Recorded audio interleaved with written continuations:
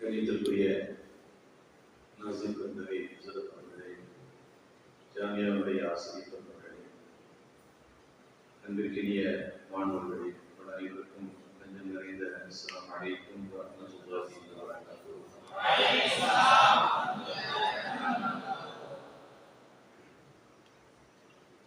மாணவ மன்றம் நாம் கற்ற கல்வியை மற்றவர்களுக்கு பகிர்ந்தளிப்பதற்கான வழியை, வாய்ப்பை உருவாக்கி தரக்கூடியது. பேச்சாற்றல், எழுத்தாற்றல், இந்த இரண்டு வழியாகத்தான் நாம் கற்ற கல்வியை மற்றவர்களுக்கு பயனுள்ளதாக ஆக்கி தர முடியும். பேச்சாற்றல் சமூகத்திலே நமக்கான முகவரியை தரக்கூடியது.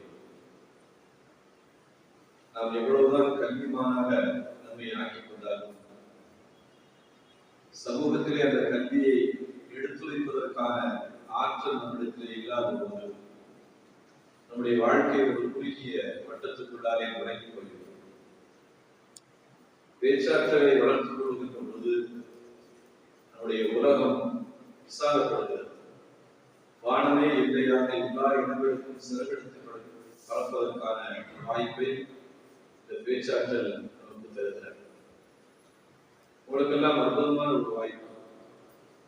நாங்கள் எல்லாம் ஒரு 150 மாணவர்களோடு ஓதுகின்ற போது எங்களுக்கு 4வது சொல்வாங்க பேச்சு வாய்ப்பு. அது வரைக்கும் எங்களுக்கு பேச்சுக்கான வாய்ப்பே கிடையாது. கிராத் ஓதுறதுக்கு மட்டும்தான் கொடுக்குவாங்க. அது எதுக்குமே கொடுக்க மாட்டாங்க. அடுத்தது டீ விளம்புறதுக்கு, கூட்டுறதுக்கு, மேடை அமைப்பு போட்டிகளை போடுவாங்க. அவன் பேசுறதுக்கு எல்லா வேலையும் நாங்கள் செஞ்சு கொடுக்கணும். எத்தனை வருஷம்? 3 வருஷம் அது வேலையை பார்க்கணும். 4வது வருஷத்துல தான் பேசுறதுக்கான வாய்ப்பை நமக்கு வழங்கப்படும். ஆனா நாங்க என்ன செய்வோம் அப்படின்னு சொன்னா, ரூம்புகள்ல இருக்கும்போது மன்றம் வியாழக்கிழமை மதியம் தான் மன்றம். இஷாவுக்கு பின்னாலே சும்மா இருக்கும். அதனால நாங்க ஒரு 10 பேர் 15 பேர் ஒரு குழு உருவாக்கி இருட்டு மன்றம் பேரு. ஏன்னா மதரசால பல்பு போடக்கூடாது. இப்போ எத்தனை லைட் இருக்குன்னு பார்த்தீங்கன்னா, நாங்க ஓதுற காலத்துல ஒரே ஒரு குண்டு பல்பு, மஞ்சள் பல்பு இருக்கு இல்லையா, அந்த மஞ்சள் பல்பு போட்டுக்கணும். அது கரெக்டா 10 வாட்ஸ் 15 வாட்ஸ் பல்பா தான் இருக்கும்.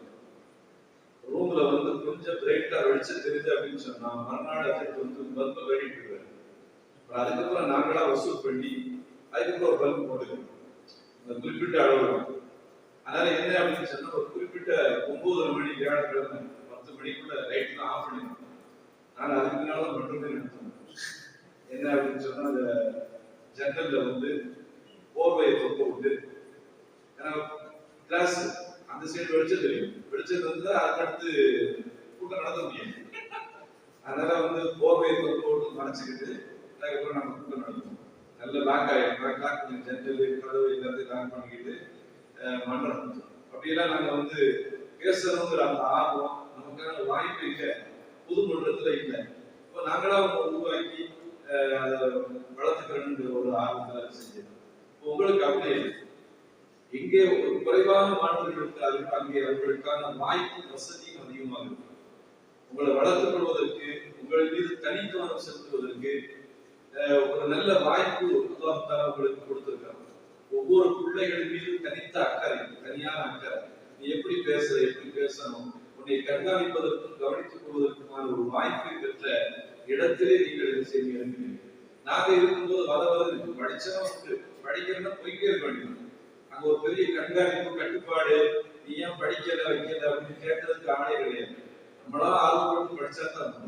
ஆர்வப்பட்டு படிச்சோம்னா அசுத்மார்களோட கூடுதலாக கவனம் எடுத்து படிப்பாங்க.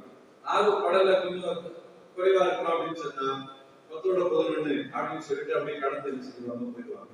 உங்களுக்கு ஒவ்வொருவரின் மீதும் ஒரு தனி கவனம் எடுத்துக் கொள்வதற்கான ஒரு வாய்ப்பை இருந்தாலும் நீங்க என்ன செஞ்சிருக்கா தந்திருக்கும். பேச்சாற்றல் அது ரொம்ப முக்கியமான நம்ம மாவீரன் நெப்போலியன் அவன் சொல்லுவான், அவன் உலகத்தையே கட்டி ஆள வேண்டும் என்று ஆசைப்பட்டான். பல்வேறு நாடுகளை மீது படையெடுத்து தன்னுடைய அதிகமாக்கி ஆதிக்கத்தை செலுத்த வேண்டும் என்று ஆசைப்பட்டார். நிறைய நாடுகளை வெற்றி கண்டான். சொல்லுவான், நிலப்பரப்பை என்னால் வெற்றி கண்டு ஆதிக்கம் செலுத்த முடிந்தது, ஆட்சி அமைக்க முடிந்தது. ஆனால் நான் இந்த நபர்களுக்கு முன்னாலே எழுந்து என்னால் பேச முடியாது என்று சொன்னான். நான் வாழ்க்கையில தோல்வி அடைந்தவர் என்று அவன் சொல்லுவான். ஆனால் உலகம் வெற்றியாளர் என்று சொல்லுறது என்ன குறை அவனுக்கு அப்படின்னு சொன்னான், 4 பேருக்கு முன்னாலும் பேச முடியவே என்கின்ற அந்த ஆனந்தம். பேச்சு உலகத்துல எல்லா இடங்களுக்கும் தேவைப்படும். ஏதோ மேடை பேச்சு மாத்திரம்தான் என்பதல்ல. சாதாரணமாக ஒரு கம்பெனி வச்சு ஒரு ஆள் நடத்துல கம்பெனியில ஒரு பிரச்சனை ஏற்படுது, அல்லது கம்பெனியை பற்றி ஊழியர்களுக்கு சொல்ல வேண்டும் என்று சொன்னால் அவர்களை உட்கார வைத்து நயம்பட அவருடைய மனதிலே புரியும்படி கம்பெனிக்கும் பாதகம் இல்லாத அளவுக்கு அவரிடத்திலே சொல்ல வேண்டிய ஒரு தேவை அங்க உள்ள மேனேஜருக்கு என்ன செய்து. எல்லா துறை சார்ந்தும் பேச்சாற்றல் என்பது மிக அவசியமான ஒன்று. நல்ல ரகசியமா நம்ம பேசுறோம், நல்ல அறிவார்ந்த முறையில பேசுறோம் அப்படின்னு சொன்னா எப்போதுமே நம்மளை சுற்றி ஒரு கூட்டம் இருந்துட்டே இருக்கு. நாங்க மன்றத்துல இருக்கும்போது பார்க்கணும் என்ன அப்படின்னு சொன்னா, குறிப்பிட்ட சில பேச்சாளர்களாக பிற்காலத்துல உருவெடுப்பாங்களா இருக்கும். அந்த விளையும் பயிர் உலகை தெரியும் என்பதை போல அந்த விதையாக இருக்கிற போது அவனுடைய பேச்சு எப்படி இருக்குங்கிறது தெரியும். அப்படி தெரிய வரும்போது பார்த்தா மன்றத்துல பேசலாம் அப்படின்னு சொன்னா மன்றத்துக்கு யாரும் லீவ் எடுக்க மாட்டாங்க. என்ன பேசலாம், என்ன சொல்ல வரலாம். அப்போ என்ன அப்படின்னா, பேச்சாற்றல் இருக்கும்போது நாம மாணவர்களாக இருக்கும் போதே மற்றவர்களுக்கு முன்னால் ஒரு ஹீரோவை போல காட்சி பெறக்கூடிய ஒரு வாய்ப்பு நமக்கு. அதனால எல்லா துறை சார்ந்தும் அந்த பேச்சுங்கிறது ரொம்ப அவசியமான ஒன்று. எல்லா துறையிலையும் அதை என்ன செய்ய இருக்கணும். அதனால பேச்சாற்றலை வளர்த்துக் கொள்வது என்பது அறிவுளாக இருக்கக்கூடிய நமக்கு ரொம்ப முக்கியமான ஒரு விஷயமாக இது செய்திருக்கு. அதே போல என்ன அப்படின்னு சொன்னா, இந்த முன்னாள் IAS அதிகாரி IAS தமிழகத்தினுடைய தலைமை செயலாளர் அரசியல் சார்ந்த என்ன செய்திருக்காங்க. நிறைய பேருக்கு என்ன அப்படின்னு கேட்டா, நாட்டினுடைய பிரதமர் யாரு, பிரசிடென்ட் யாருன்னு தெரியாது. பிரதமர் யாரு அப்படின்னு கேட்டா உடனே நினைச்சிடணும். பிரசிடென்ட் கேட்டாலும் மோடி தான் இது செய்யலாம் சொல்லணும். அந்த அளவுக்கு நாட்டினுடைய அரசியல் நிலவரங்கள் தெரியாம என்ன செய்திருக்கு. இப்ப நீங்க எல்லாம் என்ன அப்படின்னா, மின்பருடைய ஆண்மை மேடைகளை ஆழ்வு செய்ய போகிறது. அதனால என்ன அப்படின்னா, அரசியல் சார்ந்த விஷயங்கள், அரசியல் சார்ந்த கருத்துக்கள், அவைகளை நம்ம என்ன செய்யணும், தெரிஞ்சுக்கணும். நிறைய புத்தகங்கள் வாசிக்கலாம். ஏதோ ஒரு பேச்சுக்காக வேண்டி மட்டுமே தலைப்புக்கான செய்திகளை தேடி நம்ம பேச நினைக்கிறேன். ஒவ்வொரு நாளும் ஏதாவது ஒரு புத்தகம், வாரத்தில் ஒரு புத்தகத்தை படிக்கணும், படிச்சு முடிச்சிடணும் அப்படிங்கிற அந்த ஒரு உறுதிப்பாட்டை செஞ்சுக்கணும். சரி, இந்த IAS இருக்காரு இல்லையா, அவரு தமிழகத்தில் எத்தனையோ தலைமைச் செயலாளர்கள் வந்து போயிட்டாங்க.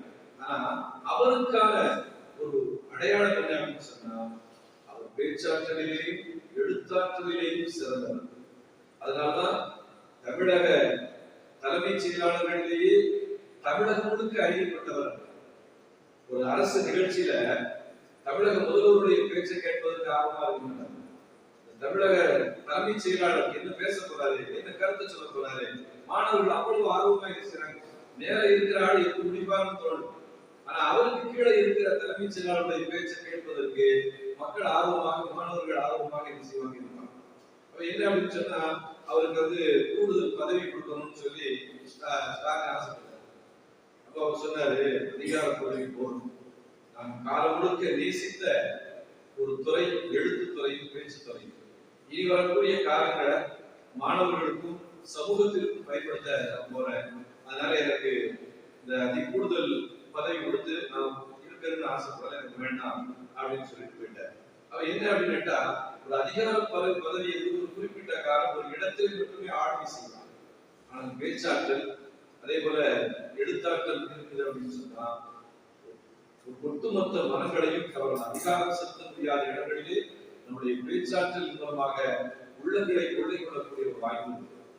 சமுதாய சில மக்கள் 14 வரும்போது ஒரு பொம்பளை விஜயத்துக்கு படி வந்துட்டாங்க. மக்காவில் அந்த அம்மா இருக்கும்போது என்ன அப்படின்னு எல்லாரும் நல்ல ரகசியமா நல்ல ஜாலியா பேசுறது. அந்த அம்மா பக்கத்துல 10 பேர் எப்போதுமே கூட்டமா இருந்துட்டே இருப்பாங்க. ரசூலுல்லாஹ் மக்காவுக்கு மதீனாவுக்கு வந்ததுக்கு பின்னால அந்த அம்மா விஜயத்துக்கு படி வந்துருச்சு.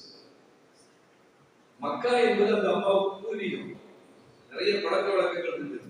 அந்த ஊர்லயே பிறந்த அம்மா. மதீனாவுக்கு வந்ததுக்கு பின்னால் புது இடம்.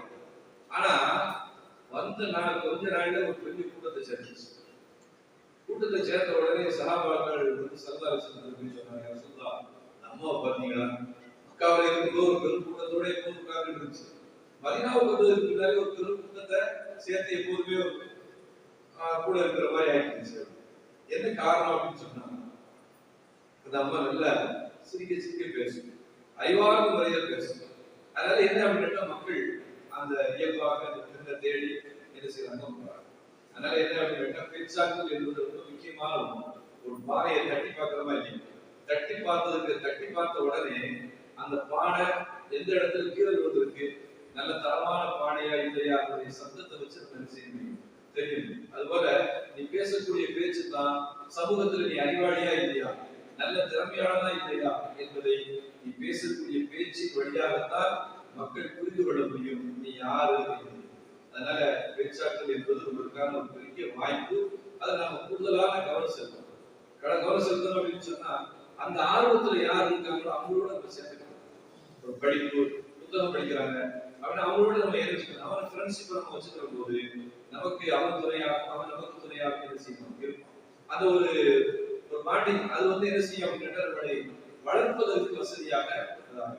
அதனால அவருடைய எல்லா துறை சார்ந்து, கிதாபுகள் சார்ந்து, அதே போல உலகம் சார்ந்து, கல்வி சார்ந்து எல்லா வகையிலேயே தொடர்புகளை நீங்க உருவாக்கிட்டீங்க அப்படின்னு சொன்னா எதிர்காலம் எல்லா வகையிலையும் பிரகாசமா என்ன செய்யும் என்கிற ஒரு செய்தியை சொல்லிட்டு தயாராகுது.